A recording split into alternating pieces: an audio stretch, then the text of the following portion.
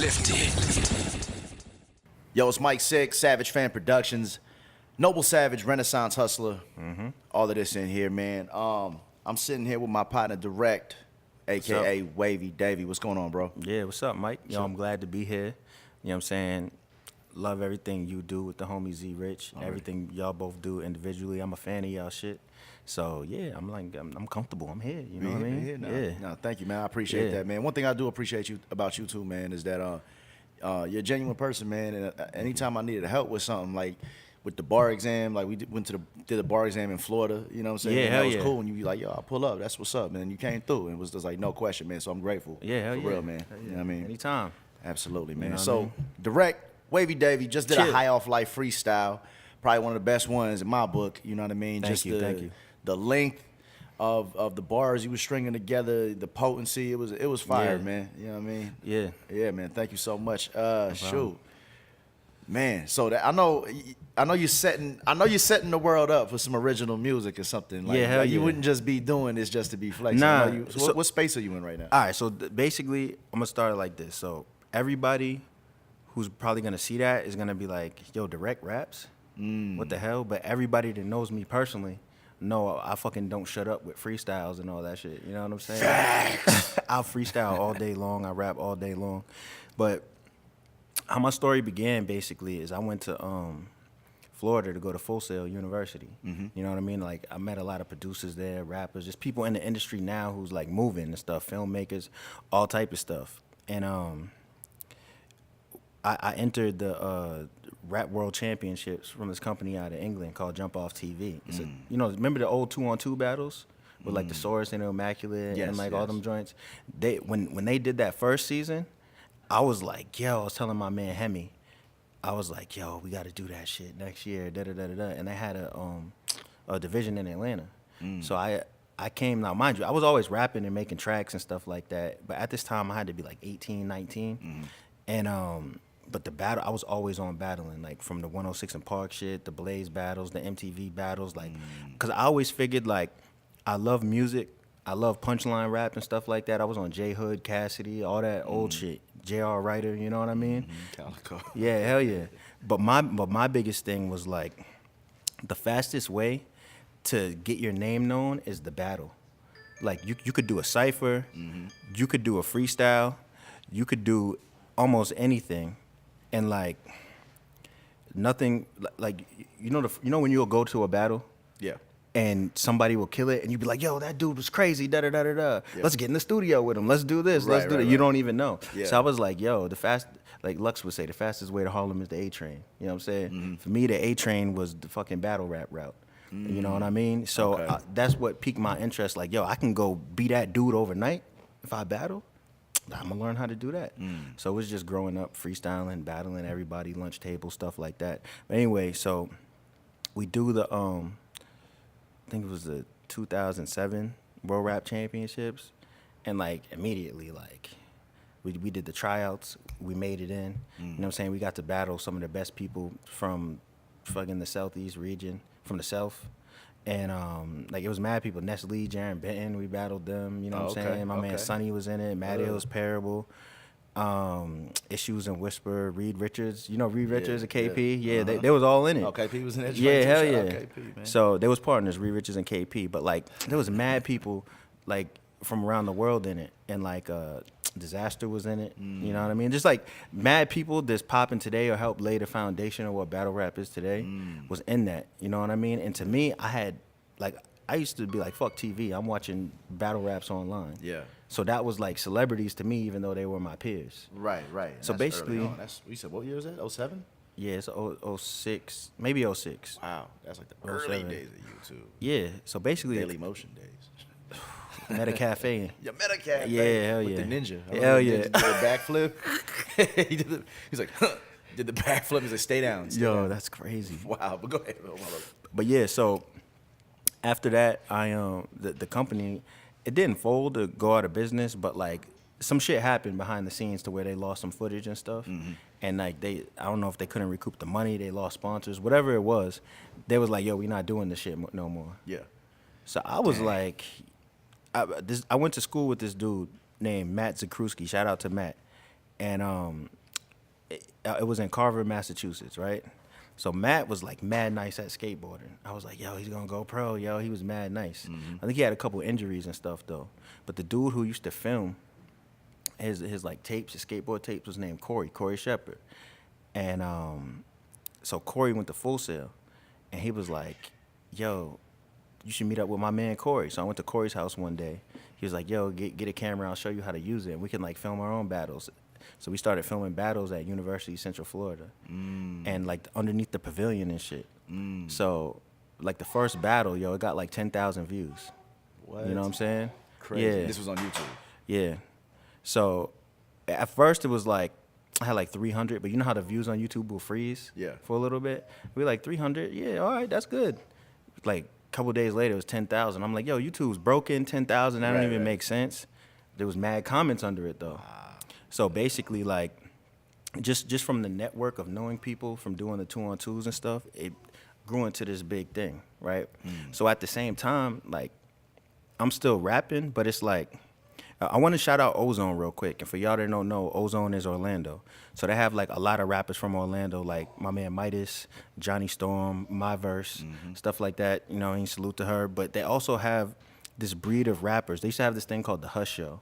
You know what I mean? Where it would be like, I don't know if you know Madness, Critical. You know what I'm saying? I think Matt Hills was in it, Johnny Storm, Czar. It was like a different wave of like older MCs, but they laid the foundation because Orlando was like a melting pot. Yeah. There's people coming from New York, everywhere else.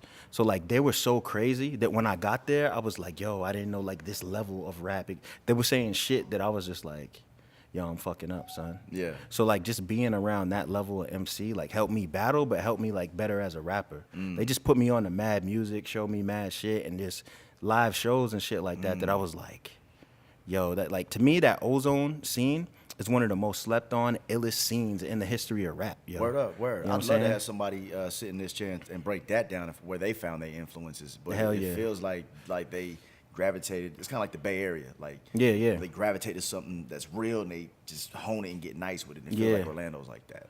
You know, I feel like they never had an artist that broke through crazy. Like there was a dude from Orlando named West Fifth who like had a little buzz that was supposed to get that like commercial look, but he never really like got over that hump. But Smiles and Self Star, but people felt like they didn't represent Orlando like that. You know what I'm saying? But also, you know who's from there? You remember Murdoch, who won the Wake Up Show joint? Oh, yeah, he's from there too. Wow. And he was just like, it was dope that he won because he like repped all of us. You know what I'm saying? We was mad hype. They got DJs from there that won fucking the Red Bull battles, all type of shit, B-boys. So the whole scene was crazy. You know what I mean? So that was it.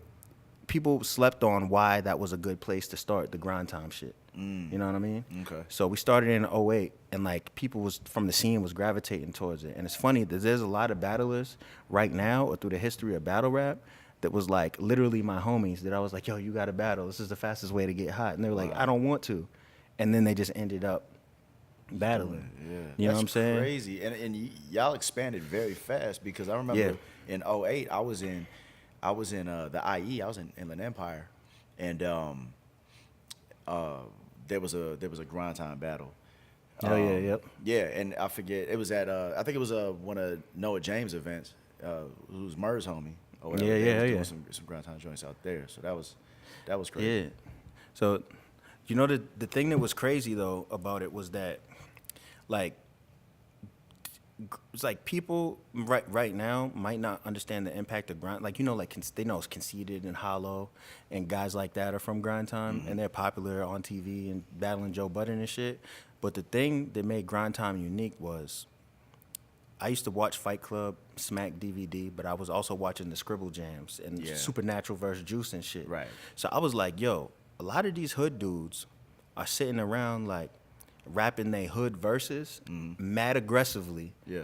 Fucking this all in this fucking room with the big tension or just on the streets. And I was like, yo, imagine if they were like said personals to them.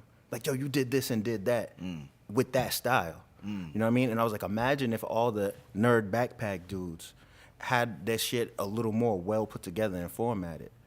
Like, I seen that vision, you know what I'm saying? And I think people thought the idea was interesting in the beginning. Like, I had to I had people that was like, yeah, that sounds dope. Yeah, that's dope. But I just felt like that was like the evolution of battle rap, but I didn't know it would affect hip hop the way it did. Because you got to remember, at that time, around '08, that was on the back of the Soulja Boy and the Fabos and you know what I'm saying? And we was mad. You know what I mean? Like, I remember, because I'm from Boston, you know what I'm saying? So I remember going to Orlando. I'm in this ill hip hop scene. And now, but it's also the South. So we're going to college parties and shit. And people is listening to like, Shawty got her ass on her.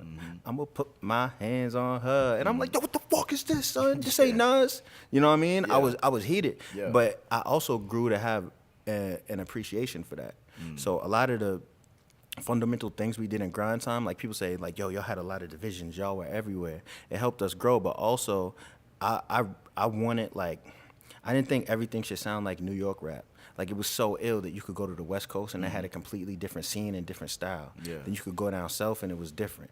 You could go to the Midwest, it was different. So how did you know what I'm wrangle saying? all that? How did you keep that organized and structured? Well, the first thing was we had from the WRCs, I was cool with everybody. You know what I'm saying? And Mad Ills teamed up with me in the beginning of that.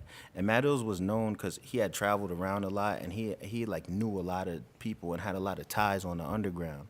But my whole thing was, I was the dude on MySpace who would message everybody and be like, yo, da-da-da-da. Like, yo, my mom was like a lifetime human resources consultant.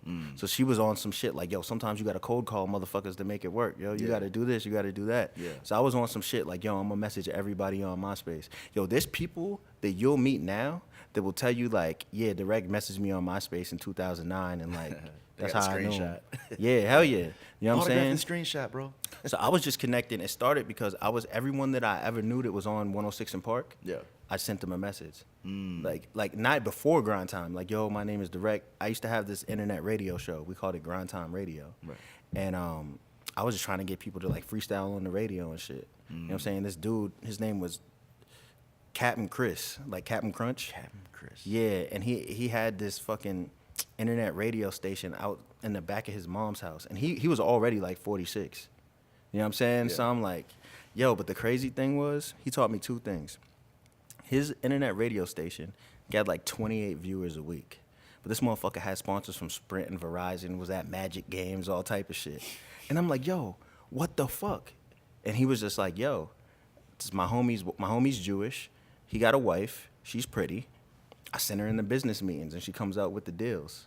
I was like, what? And he was like, yo, and he was like, besides the Jewish thing, he was like, anything that you want to do or you think you can blow up, you can do it. You just got to be consistent. This motherfucker had 28 views, mad sponsors, paying his mom's rent, fucking, he had a company van, all that shit. Crazy. Yeah, but they were just kind of like, the technology was changing at the time and they wanted their hands on everything. Yeah, so he was ahead of the curve. And he Yeah, was but the I vehicle to seen get it him though. there. Yeah. I seen it from being at Full Sail and doing my internship with him. This is another funny part. So I was fucking up when I went to Full Sail. I got kicked out, right, for basically like just like showing up late and fucking not doing my work on time and shit. Just dumb fucking fresh out of high school shit. Yeah. So they was like, yo, we're gonna make you take like an 8-month break. After 8 months, come back. So I did the internship with this dude. Started GrindTime. Made a DVD called my man Corey helped me make the GrindTime DVD, and I was like, "Yo, this is what I've been doing." And they were like, "Yo, this shit is crazy, yo." And they tried this to take is the credit you? for it? Nah. Full Sail's like, yeah, that's us. Yeah, but they were like, "Yo, you did this?" It was like, "Yeah, you back." So I got back in school and I got like straight A's after that. Crushed it. Sick. But a lot of people remember me though because I was putting up like, yo, come to the rap battle flyers. We doing this thing called GrindTime, and I was posting it everywhere. So there's a lot of people like in the industry now that went to Full Sail. They're like, yo, I remember them GrindTime flyers I used to have in the hallway and shit. That's crazy, man. So you like the godfather of battle rap over here. Yeah. So I mean, it blew up after that, and it's funny you was talking about MERS and stuff earlier because, like, people were latching on to battle rap. Like, shout out to my man Dion Cole. You know him? He's a comedian. He was a comedian on Conan O'Brien. Black dude. Oh, mad yeah. curly hair. Yeah. He'll be on Blackish and all that shit. Yes. Yeah. Yes. So he called me one day and he was like, "Yo, Conan wants to do like a freestyle joint."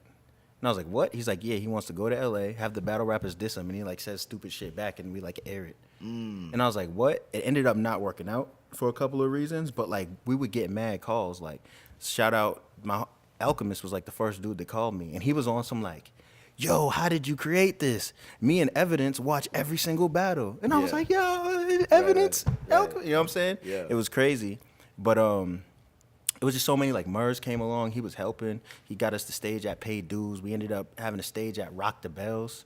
So I'm backstage. In L.A., Rock the Bells? We were at all 4 of them. Oh, what? In 1 year. So we was, I remember being backstage with, like, fucking Immortal Technique, Pete Rock, fucking Cypress Hill. Crazy. I think Snoop did one. I don't want to misquote, but Snoop, Mobb Deep was that year. You know what I'm saying? It was just like, yo, what the fuck? You know what I'm saying? I remember because my favorite rapper is Sean Price, and he was doing the Random Acts joint with Guilty Simpson and Black Milk. And I remember something happened. It was like some racist shit happened in my neighborhood, and I was on Fox News around the time that Rock the Bells was going on, and motherfuckers was coming up to me like, yo, Drect, I seen you on the news, son. Yo, this shit is crazy, but the battles was fire. And I was like, yo, I got all your mixtapes. You know what I mean? So That's ill. That's ill. It was this ill part of like people from the industry and the underground showing us love, just like, yo, this is that hip hop I grew up on when we didn't know that. Yeah. It still touched people like that. That's you know? crazy. That's crazy.